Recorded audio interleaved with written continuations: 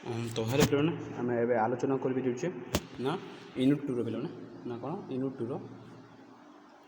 Tour कौन पिलाने ना 2 मार्क क्वेश्चन पिलाने ओके 2 मार्क सिलेक्शन क्वेश्चन पिलाने ये आरंभ करवा ओके हाँ पिलाने जदि तुमको वीडियोटा भल लगे पिलाने लाइक और सब्सक्राइब करदेव ओके तो पिला इंपोर्टाट ही आम आलोचना करवा ओके बाकी आम स्किप करदे ओके तो पिलाने केन्द्र तालिका कौन हाँ पिलाने केन्द्र तालिका कहले पिलाने ना कौन ना भारत संघीय व्यवस्थार केन्द्र और राज्य मानक मध्य संवैधानिक धारा क्षमता बंटन कर पिलाने भारत आउ दुईटा भारत संघीय राष्ट्र केन्द्र और राज्य मध्य कौन है संविधान धारा बंटन कर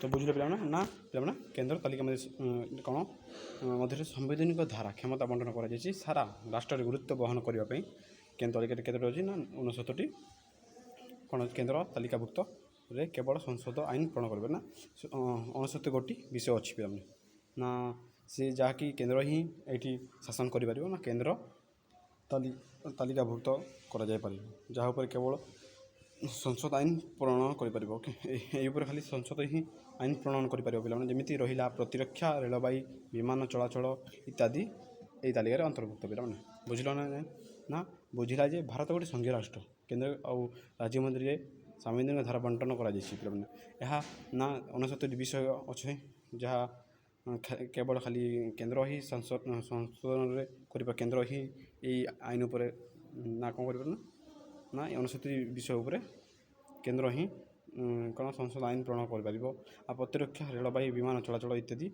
यही तालिकाभुक्त अंतर्भुक्त पिलाने तो बुझे पिलाने ओके तो बुझे दूसरी पिलाने केन्द्र अभिमुखी केन्द्राभिमुखी संघीय राष्ट्र कौन पिला केन्द्र आड़क मुखी बोला केन्द्र आड़क मुह थी संघीय राष्ट्र 2 प्रकार पिला केन्द्र प्रसारी और केन्द्रमुखी जी अनेक क्षुद्र राज्य मिलित हो गोटे संघीय राष्ट्र प्रतिष्ठा कर केन्द्र सरकार गठन कर केन्द्राभिमुखी संघीय राष्ट्र युक्तराष्ट्र अमेरिका है एक उदाहरण बुझल नहीं ना गोटे छोट छोट क्षुद्र राष्ट्र मिसी जदि गोटे संघीय राष्ट्र प्रतिष्ठा कर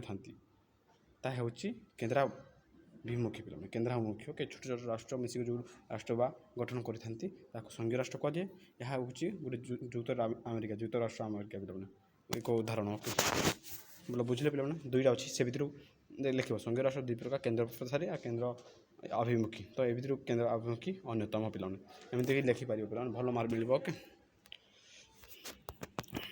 तापर पिला केन्द्र प्रसारी पिला सरी शासन सुविधा दृष्टि बृहत अनेक राष्ट्र छोट छोट राज्य विभक्त हो एक संघीय राष्ट्र गठन कर तार पूरा उल्टा पिला अपोजिट ओके ना गोटे शासन बोला गोटे बृहत राष्ट्र अनेक छोट छोट राज्य विभक्त हो संघीय राष्ट्र गठन कर केन्द्र प्रसारी संघीय राष्ट्र कहुए जमी भारत कानाडा एभली राष्ट्र अटंती पिला भारत जमी अच्छे गोटे राष्ट्र से डिवाइड होना स्टेट हिसाब से छोट छोट सेमती कहुए बुझे पिला ओके कौन स्टोरेज सफर पिला आग वीडियो मुझे डिलीट करनी से ओके चलो जिते भी आलोचना करवा पार्ट 2 आलोचना करवा मुझे तुमको बुझेबी ओके बारंबार तुमको पढ़ेबी यूनिट 2 पिला नाबा भल से पढ़ाई चेष्टा करेंगे ओके जुग्म तालिका कौन पिला ना जुग्म तालिका कौन पिला ना जो विषय गुड़िक सारा राष्ट्र तथा आंचलिक स्तर में गुरुत्व रही पिला जो सारा राष्ट्र तथा आंचलिक स्तर में गुरुत्व रही जुग्म तालिका रखा यार संख्या है पिला 52टी अच्छे पिला कतोटी 52टी यह विषय गुड़िक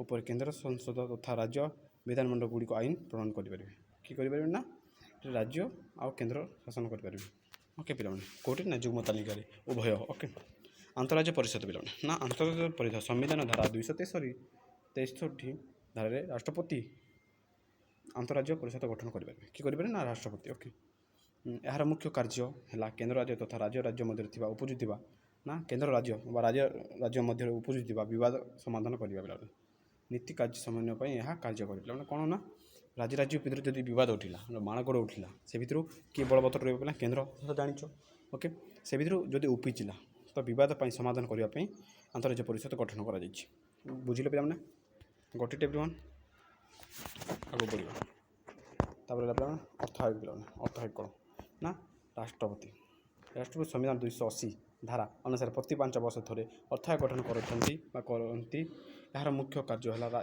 केन्द्र राज्य मध्य आर्थिक समीक्षा करवा एथर जड़े सभापति और अन्य 4 जन सदस्य था के ना जड़े सभापति आ 4 जन सदस्य था ना गोटे कौन था ना सभापति आ 4 जन ସଦସ୍ୟ ଥାନ୍ତି ପିଲାମାନେ। 1/4 ଜାଣିଥାନ୍ତୁ। ଓକେ, ଧାରା କେତେ ନା 280 ପିଲାମାନେ ଅର୍ଥ ଆୟୋଗ ଜାଣିଥାନ୍ତୁ ପିଲାମାନେ। ଓକେ, ଯୋଜନା ଆୟୋଗ କଲେ କ'ଣ ନା 1950 ମସିହା ପ୍ରଧାନମନ୍ତ୍ରୀଙ୍କ ଅଧ୍ୟକ୍ଷ ଯୋଜନା ଆୟୋଗ ଗଠନ କରାଗଲା। ଏହା ସରକାର ବହୁବିଧ ଯୋଜନାକୁ ରୂପରେଖ ଦିଏ, ମାତ୍ର ଏହା ସଂସଦ ନିକଟରେ ଉପଦାୟୀ ନୁହେଁ ପିଲାମାନେ। ଏହା ସବୁଠୁ ଉପଦାୟୀ ହେଲେ ଏଇଟା ସଂସଦ ଆଗରେ ଗୋଟେ ଉତ୍ତରଦାୟୀ ନୁହେଁ ପିଲାମାନେ। ଓକେ, ତାପରେ ଦ୍ୱୈତ ଶାସନ ଟିକେ ଇମ୍ପୋର୍ଟାଣ୍ଟ ନାହିଁ ପିଲାମାନେ। ଭାରତ କାହିଁକି ଏକ ଅଧରାଷ୍ଟ୍ର, ଏଇଟା ଗୋଟେ ଇମ୍ପୋର୍ଟାଣ୍ଟ ପିଲାମାନେ। ଭାରତ କାହିଁକି ଗୋଟେ ଅଧରାଷ୍ଟ୍ର ବୋଲି କହିଥିଲେ ନା କେସିଭର କହିଥିଲେ କାହିଁକି ଦେଖିବ କାହାକୁ ଏକ ନା ଭାରତକୁ ଏକ ସଂଘୀୟ ରାଷ୍ଟ୍ର ନାମିତ କରିଛନ୍ତି। ଏହାର ସମସ୍ତ ଉପାଦାନ ରହିଛି ପିଲାମାନେ। ମାତ୍ର ଭାରତ ଏକ କେନ୍ଦ୍ର ସରକାରୀ ରାଜ୍ୟ ସରକାର ତୁଳନାରେ ଯଥେଷ୍ଟ ବେଶୀ ଶକ୍ତିଶାଳୀ ନା ରାଜ୍ୟମାନଙ୍କ ମଧ୍ୟରେ କେନ୍ଦ୍ର ହେଉଛି ବେଶୀ ଶକ୍ତିଶାଳୀ ପିଲାମାନେ। ଓକେ, ଏଣୁ ଭାରତକୁ ଏକ ଅର୍ଦ୍ଧ ରାଷ୍ଟ୍ର ସଂଘ ବୋଲି କୁହାଯାଏ ପିଲାମାନେ। ଓକେ, ବୁଝିଲେ ପିଲାମାନେ ନା କ'ଣ? ମାତ୍ର ଭାରତ କେନ୍ଦ୍ର ସରକାର ରାଜ୍ୟ ସରକାରମାନଙ୍କ ତୁଳନାରେ ଯଥେଷ୍ଟ ବେଶୀ କେନ୍ଦ୍ରଠାରୁ କ'ଣ ନା ରାଜ୍ୟଠାରୁ କେନ୍ଦ୍ର ଅଧିକ ବଳବତ୍ତର ରୁହେ। ସେଥିପାଇଁ ଏଣୁ ଏହା ତାକୁ ଭାରତକୁ ଅର୍ଦ୍ଧ କ'ଣ ରାଷ୍ଟ୍ର ସଂଘ ବୋଲି କୁହାଯାଏ ପିଲାମାନେ। ନା ସମାନ ଥିଲା ବେଲେ ସଂଘୀୟ ରାଷ୍ଟ୍ର କୁହାଯାଇଥିଲା। ବୁଝିଲେ ପିଲାମାନେ? ଓକେ, ଭଲସେ ବୁଝି ଦେଉଛି ନା ଭାରତ ଗୋଟେ ନାମ କହିଥିଲେ କେସି ହୁଏ ଦେଇପାରିବ ତୁମେ। ତାପରେ ଲେଖିବ କେନ୍ଦ୍ର ଓ ରାଜ୍ୟ ମଧ୍ୟରେ ଯେଉଁଟା ଅଛି ନା କାହିଁକି ନା କେନ୍ଦ୍ର ଆଉ ରାଜ୍ୟ ମଧ୍ୟରେ ସମାନ କ୍ଷମତା ନାହିଁ ପିଲାମାନେ। ଯଦି ଉପୁଜିଲେ ନା ବିବାଦ ଉପୁଜିଲେ କେନ୍ଦ୍ର ହିଁ ବଳବତ୍ତର ରୁହେ ପିଲାମାନେ। ଓକେ, ତାପରେ ରହିଲା ପିଲାମାନେ ଅବଶିଷ୍ଟ କ୍ଷମତା ବା ଅବଶିଷ୍ଟ ତାଲିକା କ'ଣ ପିଲାମାନେ? ଅବଶିଷ୍ଟ ପିଲାମାନେ ଭାରତ ସମ୍ବିଧାନ 7ମ ଅନୁସୂଚୀରେ 3ଟି ତାଲିକାଭୁକ୍ତ ଉଲ୍ଲେଖ କରାଯାଇଛି ନା 7ମ ଅନୁସୂଚୀରେ। ଓକେ, ସିଡ୍ୟୁଲ୍ ଯେଉଁଟା। ଓକେ, ମାତ୍ର ଯେଉଁ ବିଷୟ କୌଣସି ତାଲିକା ସ୍ଥାନ ପାଇନାହିଁ ସେଗୁଡ଼ିକ ଅବଶିଷ୍ଟ କ୍ଷମତା କରାଯାଇଛି। ଯେଉଁଗୁଡ଼ିକ 3ଟି ବା ଉକ୍ତ 3ଟିରେ ଜାଗା ପାଇନାହିଁ ପିଲାମାନେ ସେ କେଉଁଠି ହେବ? ସେଗୁଡ଼ିକ ଅବଶିଷ୍ଟ କ୍ଷମତାରେ ଅନ୍ତର୍ଭୁକ୍ତ। ସେଗୁଡ଼ିକ ଉପରେ କେବଳ ସଂସଦ ଆଇନ ପ୍ରଣୟନ କରିପାରିବେ। କିଏ କରିପାରିବେ? ନା ସଂସଦ। ଓକେ, ବୁଝ ପିଲାମାନେ ନା 3ଟି ତାଲିକା ମଧ୍ୟରେ କିଏ ବି ଜାଗା ପାଇନଥିବେ। ଯେମିତି ବିବାହ ଏ ରହିଲା ଶିକ୍ଷା ଯେଉଁଠି 3ଟା ଜାଗାରେ କେଉଁଟା ରହିଲେନି 3ଟା ଯେଉଁଟାକି ଆମର ତାଲିକା ଅଛି ତ ସେ 3ଟା ରହିଲାନି ତାର କେଉଁଠି ରହିଯିବ ନା ଅବଶିଷ୍ଟ ତାଲିକା ରହିଯିବ ପିଲାମାନେ। ବୁଝିଲ? ଓକେ, ତାପରେ ରହିଲା ମାନେ ଜରୁରୀ ପରିସ୍ଥିତି ସମୟରେ ରାଜ୍ୟ ତାଲିକା ବିଷୟ ଉପରେ କିପରି ଆଇନ ପ୍ରଣୟନ କରାଯାଏ ନା ସମ୍ବିଧାନର ଧାରା 250 ଅନୁସାରେ ଜରୁରୀ ପରିସ୍ଥିତି ସମୟରେ ସଂସଦ ଆଇନ ପ୍ରଣୟନ କରିପାରିବେ। ଏହି ଆଇନଗୁଡ଼ିକୁ ସାରା ଦେଶରେ ଲାଗୁ ହୁଏ। ବୁଝିଲ? କିଏ କରିବେ ନା ପ୍ରେସିଡେଣ୍ଟ। ଓକେ, ବା ଆମ କିଏ ନା ପିଲାମାନେ ନା କ'ଣ ହେଲେ ନା ସମ୍ବିଧାନ 250 ଅନୁସାରେ କୁହାଯାଇଛି ନା ଆମ ଯେଉଁଟା ଅଛନ୍ତି କିଏ ପ୍ରେସିଡେଣ୍ଟ। ଓକେ, ପ୍ରେସିଡେଣ୍ଟ କ'ଣ କରିବେ ନା ଆମ ସଂସଦ ଆସି କେଉଁଠି ଆମ ଷ୍ଟେଟ୍ ଲାଗୁ କରିପାରିବେ। ଓକେ, ଧାରାରେ ବି ଲେଖାଯାଇଛି ପିଲାମାନେ। ଯଦି ଆର୍ଥିକ ଆଉ ଯଦି କ'ଣ ପ୍ରୋବ୍ଲେମ୍ ହୁଏ ସତ୍ୟ ଓକେ ରାଷ୍ଟ୍ରପତି ଆସି ଓଡ଼ିଶାରେ ବା ବହୁତ ରାଷ୍ଟ୍ରରେ ଶାସନ କରିପାରିବେ ସେ। ଓକେ, 2ଟା ଶାସନ ଚଳାଇପାରିବେ। ଆନ୍ତଃରାଜ୍ୟ ପରିଷଦ କାହିଁକି ଗଠିତ ହୁଏ ନା ସମ୍ବିଧାନର 263 ଧାରା ଅନୁସାରେ ରାଷ୍ଟ୍ରପତି ଆନ୍ତଃରାଜ୍ୟ ପରିଷଦ ଗଠନ କରିବେ। ଏହା ସର୍ବସାଧାରଣ ସ୍ୱାର୍ଥର ସୁରକ୍ଷା ରାଜ୍ୟ ମଧ୍ୟରେ ଉପୁଜିଥିବା ସଂଘର୍ଷ ଓ କେନ୍ଦ୍ର ରାଜ୍ୟ ମଧ୍ୟରେ ଯେକୌଣସି ବିବାଦ ଉପୁଜିଲେ ସମୁଚିତ ପରାମର୍ଶ ହୋଇପାରିବ ବା ଦେଇପାରିବେ। ଓକେ, ବୁଝିଲା ପିଲାମାନେ? ସମ୍ବିଧାନ 263 ରାଷ୍ଟ୍ରପତି ଆନ୍ତଃରାଜ୍ୟ ପରିଷଦ ଗଠନ କରିପାରିବେ। ଏହା ସର୍ବସାଧାରଣ ସ୍ୱାର୍ଥର ସୁରକ୍ଷା ରାଜ୍ୟ ମଧ୍ୟରେ ଉପୁଜିଥିବା ସଂଘର୍ଷ କେନ୍ଦ୍ର ଓ ରାଜ୍ୟ ମଧ୍ୟରେ ଯେକୌଣସି ବିବାଦ ଉଠିଲେ ସେଥିପାଇଁ ଏଇଟା ବାରମ୍ବାର କହିଛି ପିଲାମାନେ। ଆଗକୁ ବି କହିଦେଇଛି। ଓକେ, ପିଲାମାନେ ଏଇଟା ଯେଉଁଟା ଏବେ APSC ବାହାରିଛି ପିଲାମାନେ ଏଇଟା ନୂତନ ସର୍ବଭାରତୀୟ ଚାକିରି କିପରି ସୃଷ୍ଟି ହୁଏ ନା ରାଷ୍ଟ୍ରରେ ଆବଶ୍ୟକତା ଦୃଷ୍ଟିରୁ ନୂତନ ସର୍ବଭାରତୀୟ ଚାକିରି ସୃଷ୍ଟି କରାଯାଏ। ସମ୍ବିଧାନର 312 ଧାରା ଅନୁସାରେ ଏହା ହେଉଛି ରାଜ୍ୟ ସଭାର ବିଶେଷ ଅଧିକାର। ରାଜ୍ୟସଭା 2/3 ସଦସ୍ୟ ସମର୍ଥନ ନୂତନ ଚାକିରି ସୃଷ୍ଟି କରିପାରିବେ।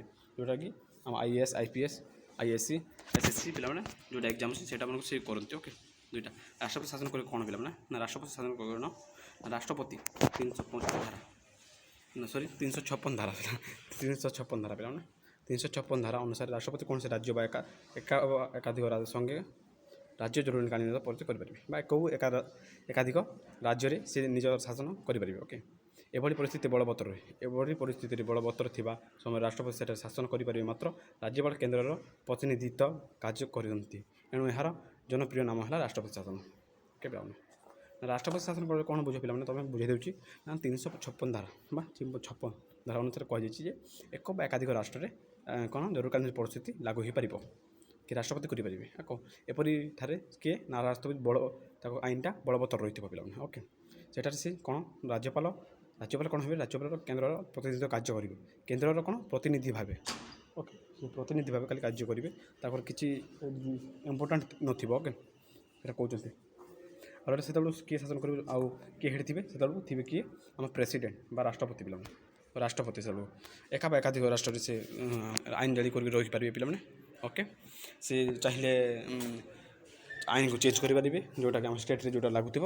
ଓକେ ପିଲାମାନେ, ଯେଉଁ ରାଜ୍ୟରେ, ସେଥିପାଇଁ ବଳବତ୍ତର ରୁହେ କେଉଁଟା ନା ରାଷ୍ଟ୍ରପତି। ଓକେ, ଶାସନ କହିଲେ ବୁଝୁ ଆମେ। ଓକେ, ତାର ଜନପ୍ରିୟ ନାମ ହେଲା କ'ଣ ପିଲାମାନେ? ରାଷ୍ଟ୍ରପତି ଶାସନ। ଓକେ, ତ ପିଲାମାନେ ଆଜି ପାଇଁ ଏତିକି। ଓକେ, ଆଉ ଗୋଟେ ଭିଡ଼ିଓ ପାର୍ଟ 2ରେ ଦେଖିଦେବା ସିଲେକ୍ସନ୍ କୋଶ୍ଚିନ୍। ଏମିତି ତୁମକୁ ବୁଝେଇ ନେଲେ ତୁମେ ଏକ୍ଜାମ୍ରେ ଭଲ ମାର୍କ ରଖିପାରିବ। ତ ପିଲାମାନେ ଆଜି ପାଇଁ ଏତିକି ହିଁ ରହୁଛି। ଜୟ ହିନ୍ଦ, ଜୟ ଭାରତ ଗାଇସ୍।